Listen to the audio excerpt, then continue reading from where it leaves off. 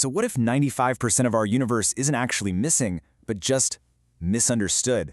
Today, we're diving into a fascinating paper by Satish B. Thorway that really challenges the standard model of cosmology, what we call ΛCDM. It introduces a new idea called dynamic vacuum field theory, or DVFT. And let me tell you, this isn't just some small adjustment. It's a complete rethinking of what gravity is and where it even comes from. And this quote, I think, just gets right to the heart of it. You know, modern cosmology really stands on these two giant pillars, dark matter and dark energy. They supposedly make up 95% of everything, but we've never, ever seen them. That's a huge, nagging inconsistency, and it's exactly that feeling that drives the search for a new theory. All right, so here's the game plan. We'll start by looking at why the standard model might have some cracks in it. Then we'll get into the core idea of a dynamic vacuum. After that, we'll see how the math actually works, and then, the fun part, we'll see how it holds up against real cosmic data. And finally, we'll ask the big question: could we live in a universe without dark matter? Okay, so before we jump into a new theory, we have to ask, why do we even need one? I mean, the ΛCDM model has been incredibly successful, right? So what's the problem? Why go looking for something else? Well, here's where the two ideas really diverge. ЛCDM, for all its glory, basically relies on two mystery ingredients. The paper calls them phenomenological, which is a fancy physicist way of saying they're concepts we invented just to make the observations fit. They're placeholders. DVFT, on the other hand, tries to get rid of those placeholders entirely and says, hey, maybe all this weirdness is just an emergent property of the vacuum itself. So, that brings us right to the core proposal of a dynamic vacuum. What does that even mean? And how do you go from a simple concept like that to a theory that can describe the entire universe? The star of the show in DVFT is the vacuum itself. But think of it not as empty space, but as an active physical medium. It's described by this complex scalar field, which has two parts. You've got ρ, which you can think of as the local stiffness of space-time, and then you have theta, which handles things like timing and coherence. The truly radical claim here is that everything we attribute to gravity is just the behavior of this single field. Now, this isn't just some hand-wavy idea. The theory's predictions are all mathematically derived, step by step, from first principles. It's a really solid logical chain, taking you from a foundational equation all the way to a testable law of physics. Now, for anyone who's studied theoretical physics, this process is going to look very familiar. It's the standard playbook. You start with the Lagrangian, build the Hamiltonian to understand the energy, and then use Hamilton's equations to see how it all evolves. And out of all that rigorous math, bam, something real emerges, a new law of gravity, a modified Poisson equation that underpins all of the theory's predictions.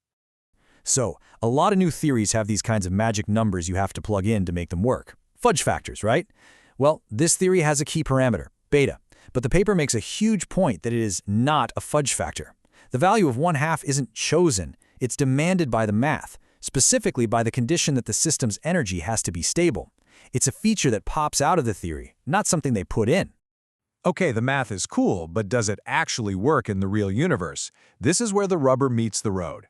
It's time to see how the predictions of DVFT stack up against actual astronomical data.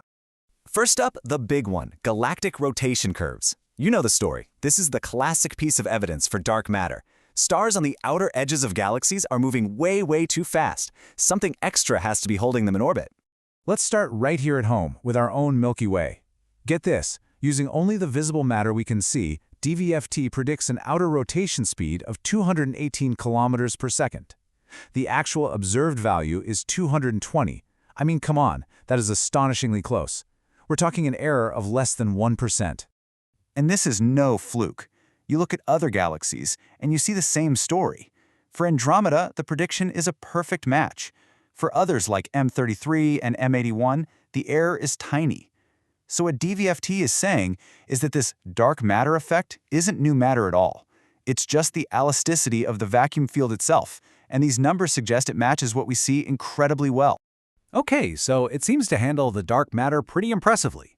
But what about the other huge elephant in the cosmic room, dark energy? Can this dynamic vacuum also explain why the expansion of the universe is speeding up? So what you're looking at here is the equation of state parameter, W. In the standard model, this is just a constant number, -1. But in DVFT, you can see it's not quite constant. It naturally ends up right around -1 today, which is why it looks a lot like the standard model. But, and this is the key, it actually changes over cosmic time. And that is a unique prediction that we could one day test. All right, now for what many would call the final boss of cosmology, the cosmic microwave background, the CMB. You absolutely have to get this right, or your theory is basically dead on arrival. The precision of these measurements is just mind-boggling. And just look at this. The blue line is the DVFT model, and it is practically hugging the Planck satellite's data points. It nails all of those bumps and wiggles, the so-called acoustic peaks. What's really interesting is the paper notes that it actually seems to provide a better fit at the largest scales, which is an area where the standard model has some known, albeit minor, issues. The raw numbers here really tell the story. The modified version of the theory drastically cuts down the error. But just look at that reduced chi-squared value. It drops from 2.8, which is not a great fit, all the way down to 1.1. For anyone who fits data, you know that a value close to 1 is the holy grail. It means your model fits the data perfectly within the expected errors. But wait, there's more. The paper presents one last observational test, moving from static pictures of galaxies to how they actually interact with each other across the cosmos. The theory also makes this really specific, testable prediction about the future merger between our Milky Way and the Andromeda Galaxy. DVFT calculates this characteristic velocity scale of 184.1 kilometers per second. This isn't a fit, it's a pure prediction. The theory is essentially saying, here's a number, go out and measure it, see if I'm right. So, after seeing it pass these 4 major tests, you just have to step back and ask the big question. What if this is right? What would it actually mean for cosmology if this theory holds up? Well, the consequences would be revolutionary.